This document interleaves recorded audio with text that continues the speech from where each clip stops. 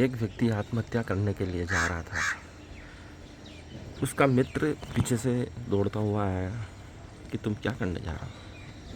कि मैं परिवार से, दुनियादारी से बहुत परेशान हो गया हूँ और मेरे आत्महत्या का विचार आ रहा है और आज मैं आत्महत्या करके ही रहूँगा।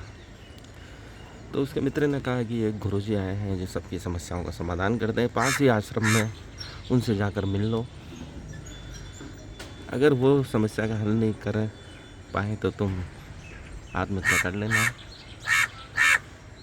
बहुत देर अनुनय विनय करने के बाद वह मित्र समझा और गुरुजी के पास जाकर बोला कि मेरे जीवन में, परिवार में बहुत सारी समस्याएं चल रही हैं और मैं इन सब से परेशान हो गया हूँ और आज आत्महत्या करने जा रहा हूँ।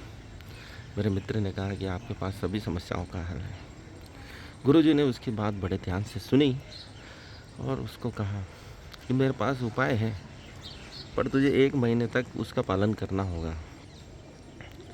अगर तूने मेरे बताए उपाय को किया तो तेरी समस्या का हल हो जाएगा।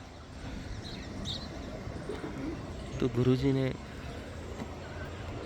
बहुत ही सुंदर उपाय किया। उसका घर बहुत ही छोटा था, उसमें उसके 10 बच्चे थे और एक बीवी, माता पिता और वह स्वयं रहता था, जो आपस में लड़ते झगड़ते थे। गुरुजी ने उसी घर में उसको आदेश दिया है कि ये आश्रम की सभी बकरियां, मुर्गे मुर्गियां, गाय भैंस सभी तेरे घर में बंधेगी और इस नियम का तुझे 1 महीने तक पालन करना होगा। गुरुजी के आदेश की अवहेलना नहीं की जा सकती थी। जैसे तैसे उसने उस आदेश का पालन किया। एक क्षण को भी उसे आराम नहीं मिला। बकरियां उसके माचे पे चढ़ जाती थी जब वह सोने लगता था। मुर्गे मुर्गियां दिन भर फुदकते थे। गाय भैंसें गोबर करके पूरे घर को सुगंधित कर दिए थे। वह और अधिक परेशान हो गया और उसे लगा इसी क्षण आत्महत्या कर लेनी चाहिए, लेकिन गुरुजी का आदेश था, टाल नहीं सकते थे। जैसे तैसे 1 महीना निकला। उसका पूरा जीवन नारकी हो गया था। वह पति पत्नी के झगड़ों को भूलकर, बच्चों की कोराम को भूलकर सिर्फ इन पशुओं, जानवरों, मुर्गे मुर्गियों में उलझ गया।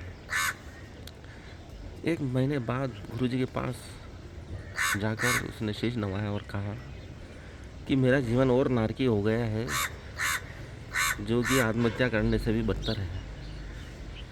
आपने जो उपाय बताए उसका कोई प्रभाव नहीं पड़ा, बल्कि मैं और परेशान हो गया। गुरुजी ने कहा उपाय तो हो चुका है, बस 1 महीना और तो मुझे दे। जितने भी आश्रम के तू बकरे बकरियाँ, मुर्गे मुर्गियाँ, गाय भैंस ले गया, वो वापस आश्रम में लेके आ जा। 1 महीने अपने परिवार में बिताकर वापस आ। गुरुजी का आदेश टाला नहीं जा सकता था। आश्रम में वापस बकरे बकरियाँ, मुर्गे मुर्गी लौट आए। शिष्य को इतना अच्छा अनुभव हुआ जो उसे जीवन में कभी नहीं हुआ। अपार शांति का अनुभव हुआ। मुर्गे मुर्गियाँ नहीं थी घर में बदबू नहीं आ रही थी। गाय भैंसों के मल मूत्र से पूरा घर दूषित हो गया था। साफ सफाई करके वह आराम से रहने लगा। पति पत्नी बच्चे वगैरह भी आराम से रहने लगे। वो भी परेशान हो गए थे इसको आराम से। 1 महीने के बजाय वो 2 दिन में ही गुरुजी के आकर शीश नवाता है और कहता है, गुरुजी आपने चमत्कार कर दिया। ऐसी अपार शांति का अनुभव कभी नहीं हुआ।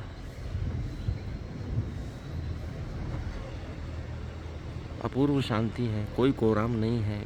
मुर्गे मुर्गियाँ सब चले गए, सिर्फ परिवार के साथ आराम से रहता हूँ। उनकी आवाज़ें मधुर लगती हैं। गुरुजी ने कहा कि समस्याएं जीवन में हमेशा रहेगी।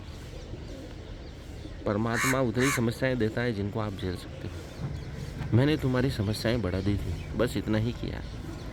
अगर तुम्हारी समस्या को बढ़ा दिया जाए तो तुम पहले वाली स्थिति पाना चाहोगे जो मैंने वापस तुम्हें दे दी। इसलिए जो भी परमात्मा स्थिति प्रदान करे उसमें शांति से रहना चाहिए। यही इस कहानी का सार है। परमात्मा जिस स्थिति में रखे हमें प्रसन्नतापूर्वक रहने का अभ्यास करना चाहिए। किसी को दोष नहीं देना चाहिए। परमात्मा जिस स्थिति में रखे वो हमारे लिए श्रेष्ठ है, वही शांतिप्रद है, उसी में शांति ढूंढनी चाहिए। नई स्थिति की कल्पना नहीं करनी चाहिए, सुधार के प्रयास करने चाहिए, लेकिन हमें परमात्मा को दोष कभी नहीं देना चाहिए।